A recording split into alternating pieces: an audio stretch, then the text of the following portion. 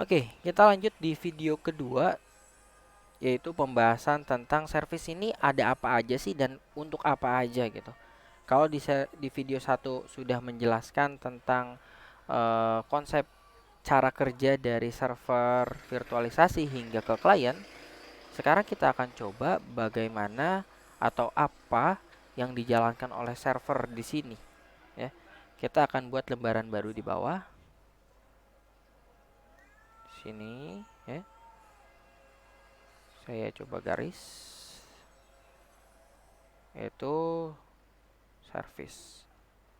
Di sini adalah services, services server. Nah, gitu ya. Ada apa di sini? Di soal teman-teman akan melihat tulisan di sini DNS, FTP, SSH server. Web servernya hanya tertulis web server, tapi di sini kalau teman-teman baca ada web 1 dan web 2. Di sini akan menggunakan Nginx, ya. Dan ada load balancer. Nah, load balancer juga nanti menggunakan Nginx. Kita akan bahas di sisi server dulu sebelum melangkah ke router. Oke, berarti kita bisa tuliskan ada SSH, ada FTP, ada DNS, ada Nginx, ya, dan ada load balancer.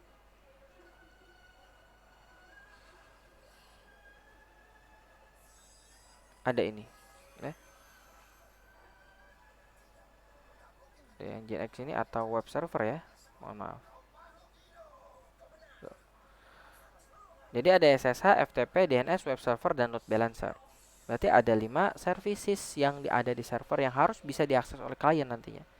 Nah, sekarang kita bedah satu persatu dulu. SSH ini apa, Kak? Gitu. Oke, SSH di sini adalah secure shell atau digunakan untuk melakukan remote. Ya. Yang dinamakan remote berarti kita akan coba akses si server itu dari jarak jauh. Maksudnya seperti itu. Dari siapa? Kita lihat topologi. Kalau ini udah bisa ping replay, dari klien ini bisa meremote ke server baik Debian 1 atau Debian 2. Tapi yang diminta paling penting ada Debian 1-nya, harusnya ada SSH. Ya. Tuh, dia harus ke sini. Di remote. Jadi klien 1 nanti bisa akses ke Debian 1 tanpa harus masuk ke Proxmox gitu. Langsung aja di klien satunya. Ya. Berarti untuk remote ya, remote server. Gitu. FTP ini apa? FTP ini adalah untuk tempat upload dan download. Gitu. Untuk tempat upload dan download. Nah, nanti ini cara kerjanya sama dari klien ke server. Kalau diminta untuk menguji FTP adalah bisa nggak diakses FTP-nya untuk diupload sebuah file dan di-download filenya oleh siapa? Oleh klien. Gitu. Ya. Ini nanti tempat upload dan download. DNS ini apa? DNS-nya adalah sebuah service untuk melakukan translate IP address ADDR gitu ya. DDR. Nah, bagus.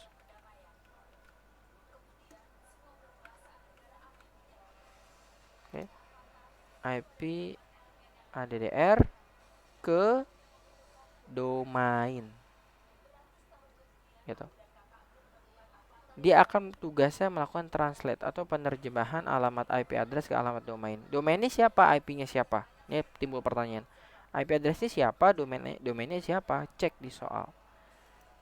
Di Debian 1 yang ada DNS itu alamatnya 172.16.01.01, ya. Domainnya apa? Lihat ukk-tkj.net. Ini harus ditranslatekan ke alamat ini dan juga sebenarnya ditranslatekan ke alamat ini, ya. Cek aja di sini nanti ada pembuatannya. Dia harus ke IP web server. Nah, IP web server Debian 2. Berarti ntar ukk-tkj.net ini akan dicoba untuk mentranslatekan ke alamat IP baik Debian 1 atau Debian 2. Ya. Siapa domainnya? Di sini boleh kita tulis red.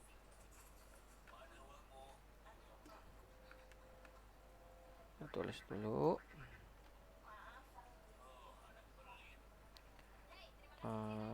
UKK tkj.net.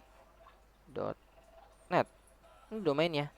IP-nya berapa? IP-nya nanti dilihat soal. IP-nya bisa yang atau langsung aja di sini networknya adalah 172.16.00/24 gitu. Networknya ya, atau kosong ini bisa kita gantikan dengan X. Kita gantikan dengan X. Kenapa diganti dengan X? X ini bisa tadi IP web server, IP Debian 1, Debian 2 ataupun IP container, itu bisa jadi. Ya, nanti akan kita ikuti dari soalnya yang mintanya seperti apa. Ya, untuk translate IP address ke domain. Nginx sekarang. Nginx atau web server ini apa? Ya, ini adalah web server atau ini diganti garis miring jadi web server. Ganti aja berarti ya. Garis miringnya jadi sama dengan.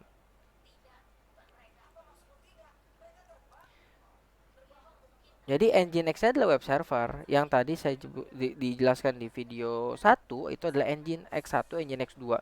Atau kalau di soal itu dituliskan sebagai web 1 dan web 2 gitu. Ya. Nah, tugasnya apa? Ini tugasnya adalah menampilkan konten. Ya, nanti untuk menampilkan konten. Kontennya apa, Kak? Kontennya bisa dilihat teman-teman di sini. Web server ada the website page should display the following message, welcome to container 1. Nah, itu untuk container 1 kontennya. For web 1, welcome to container 2 for web 2. Itu kontennya, teman-teman. Jadi ada konten di sini. Yang diakses oleh siapa? Oleh klien pastinya. Ya. Lanjut, load balancer. Load balancer apa? Ini adalah sebuah metode untuk menyeimbangkan beban, ya. Nulisnya gimana ya? Ini adalah metode untuk penyeimbangan beban, atau gimana ya? Metode penyeimbangan beban.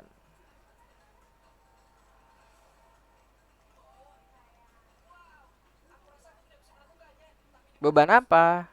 Nah, pertanyaannya gitu. Beban apa? Beban dari web server. Web servernya ada web 1 dan web 2. Jadi ada 2 kan? Jadi kalau penjelasannya ya, kita langsung anggap aja ini kita punya kontainer, ya. Kontainer dengan nama web 1 dan web 2, ya. Ini nanti kalau kita tulis ya seperti ini kan adalah dibungkus dengan Docker ya. Docker dan dibungkus lagi dengan Debian.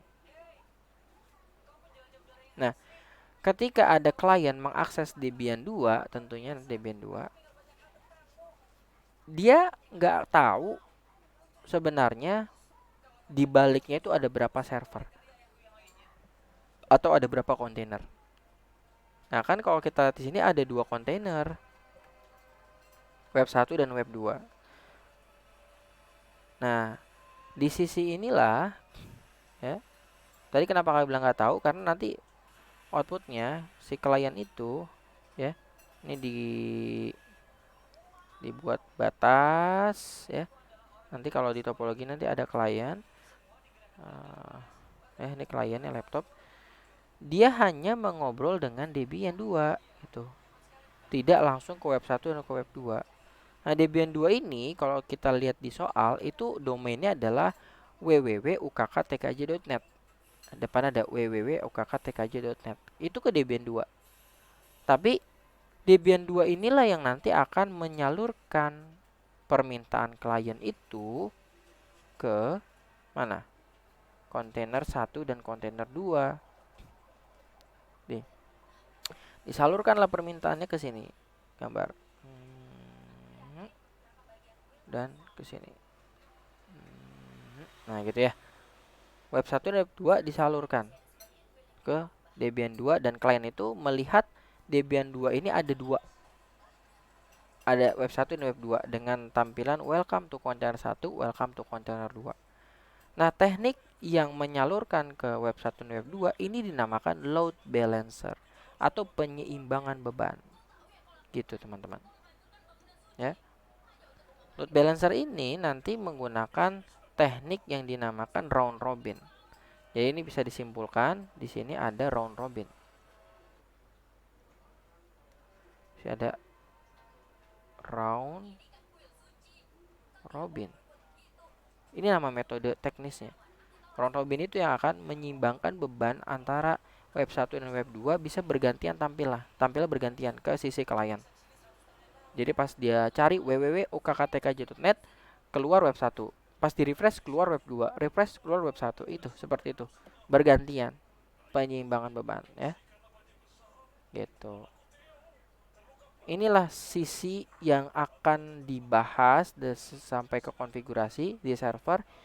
Harus bisa berhasil semuanya ke klien tentunya ya, baik SSH, FTP, DNS, Nginx, dan load balancer ya.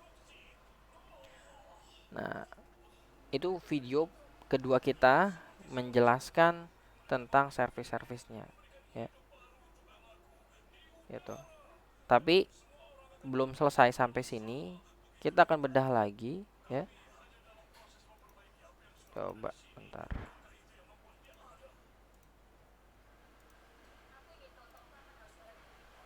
Ini next page-nya gimana ya? Ada draw. Oh gini, klik. Bentar.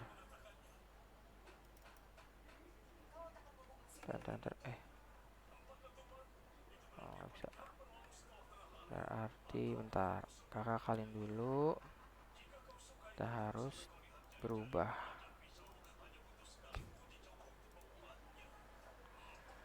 Desain layout page break.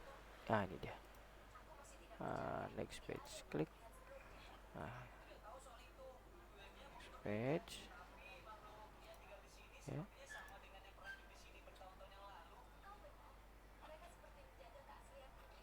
Atau page ya, bisa nggak? Page. Oh sama aja ya. Nah, kita akan coba bahas lebih lanjut tentang masing-masing servisnya karena belum selesai. SSH nanti kalau teman-teman baca di soal ada tulisannya adalah create SSH key and share to client, dan sisi klien adalah connect SSH remote with no password. Jadi kita harus ngebuat sebuah aturan di mana aturannya adalah klien itu connect ke server Debian 1 tanpa password. Jadi misalkan di sini ada klien, di sini adalah server, dia login tanpa password.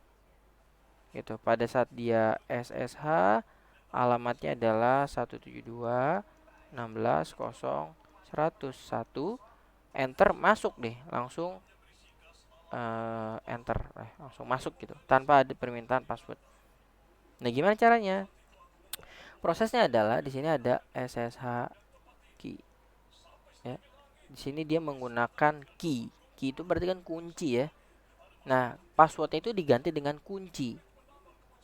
Jadi password dan kunci itu berbeda dalam teknologi ini. Tidak sama. Nah, SSH key-nya ini nanti harus kita create. Kita akan create. Kita buat. Untuk dia apa? Untuk disalurkan ke klien dulu. Berarti key di sini dikirim ke sini. Disimpan. Save. Save key-nya. Key-nya disimpan di sini. Ketika dia udah punya kunci, gambar kunci ya. Gini. Gitu ya. Ketika dia punya kunci di sini, ini digembok. Nah, gitu, digembok, dia udah punya kunci tanpa password, dia bisa masuk. Kenapa? Karena dia punya kuncinya. Makanya proses ini bisa terjadi, SSH langsung masuk tanpa password karena dia punya kuncinya gitu. Terus FTP sih no issue ya, nggak ada penjelasan macam-macam untuk upload dan download.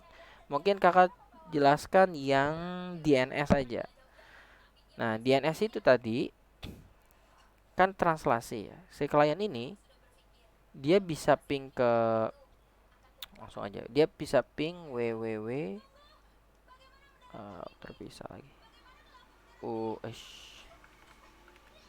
ukk.net itu bisa diping. Nah, kalau misalkan DNS-nya udah dibuat, ini bisa diping. Ya. Nanti akan keluar apa? Yang keluar IP 72.16.0.102. Ini nanti for web server 2 ya. Web server lah namanya. Kalau di soal mintanya. Gitu. Ini bisa diping. Nah, ini kan proses translate. Proses terjemah. Kita ngetiknya www.tkj.net padahal yang keluar adalah IP gitu. Itu yang DNS. Kalau yang web server yaitu Nginx, ini nggak ada masalah sih sebenarnya. Kita cukup install dan dia akan menampilkan sebuah konten. Kontennya itu ada welcome, kasih singkatnya ya, welcome container 1, welcome container 2. Apakah ini hanya satu Nginx? Enggak. Ini ada 2 Nginx. Jadi Nginx 1 ini, Nginx 2 ini. Berarti ada 2 kontainer sesuai dengan penjelasan di video pertama gitu. Ya. Nah, terus bagaimana teknik untuk melakukan load balancingnya? Ya. Teknik melakukan load balancernya untuk bisa akses di 2 ini, kita nanti install lagi Nginx. Jadi Nginx ada 3. Tapi Nginx sini tidak dibuat sebagai kontainer, makanya tidak terhitung kontainer tetap 2. Nginx di sini akan diinstal di sisi Debian ya. Nah, di Debian kan tadi kita jelaskan ada Debian, ada Docker machine, ada kontainer. Nah, di Nginx yang terakhir untuk load balancer langsung install di Debian. Di hitam di sini ya, yang di hitam di sini ada apa? Ada Nginx gitu.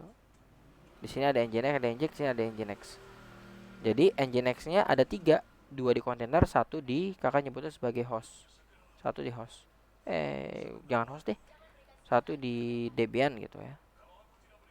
Ntar beda lagi makna host di sini. 1 lagi di Debian. Nah, baru deh nanti diinstal aturan round robinnya agar Nginx ini bisa akses ke sini dan sini gitu. Secara bergantian. Ya, kalau FTP install only sih nanti. Install only untuk akses ke server upload dan download. Paling permintaan adalah user tertentu, user UKK ya kalau nggak salah. Nanti lihat, lihat sini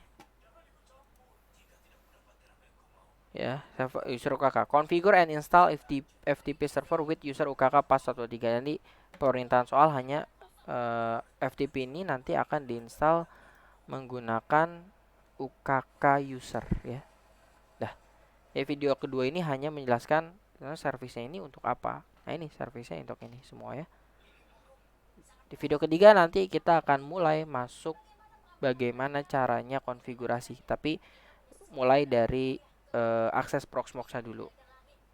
Oke, sampai jumpa di video ketiga.